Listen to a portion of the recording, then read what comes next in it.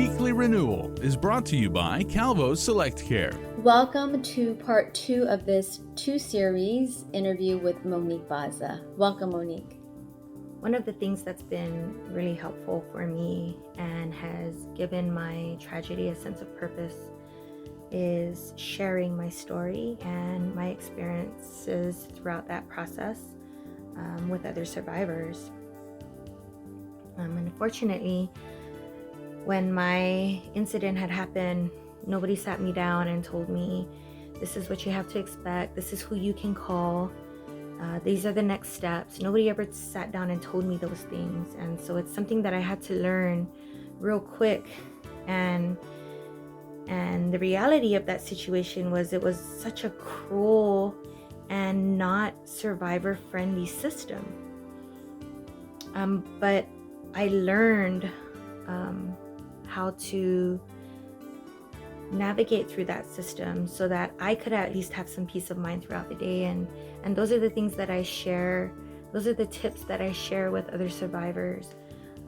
Also sharing with them the Victims' Bill of Rights and introducing them to that because it's a federal mandate. Victims have to be treated with dignity. They have to be notified of what's going on in their case. It's the law. It's a federal mandate. And more oftentimes than not, nobody tells that. Nobody tells that to these survivors and their family members. And they're in such a vulnerable state that they're trying to trust whoever is helping them with their case. And that upset me. I learned that firsthand. That upset me. That they were taking advantage of my vulnerability. So I did research myself, and throughout my research, throughout my experiences is what I'm able to give to survivors and their family members, in hopes that it helps them to be prepared for what's to come. And then I also just make myself available. If they ever have any questions, and through my nonprofit, through the Guam Family Justice Center, I'm pretty well networked with other nonprofits and governmental agencies that I can link them up with help if they need further.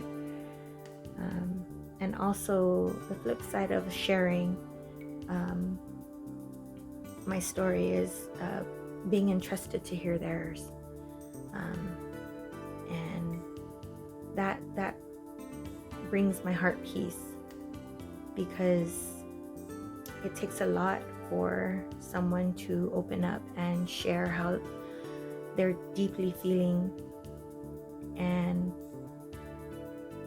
in that moment, to know that they're not alone, you see this transition.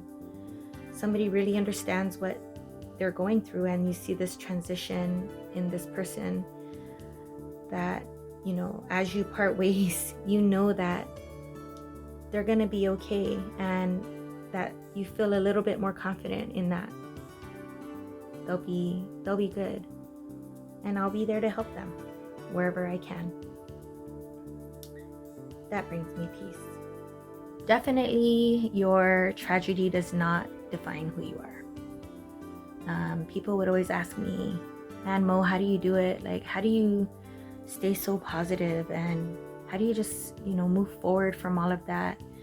And I tell them, like, I've literally spent my entire life becoming the person that I am today, becoming the person who my family knows me to be, and my friends who they know me to be. That took a lifetime for me to do. And I'm not going to let this one moment take that away from them. It's not fair to me. It's not fair to my family. It's not fair to my kids. I'm not going to give. And I think that's the biggest thing for me, is it's my way of not giving that monster any more than what he had already taken. And so I make it part of my mission every day. Thank you so much, Monique, for your courage, your bravery, and your genuine authenticity in coming out and speaking about your healing process. Thank you all. I'll see you next time on your Weekly Renewal. Weekly Renewal is brought to you by Calvo Select Care.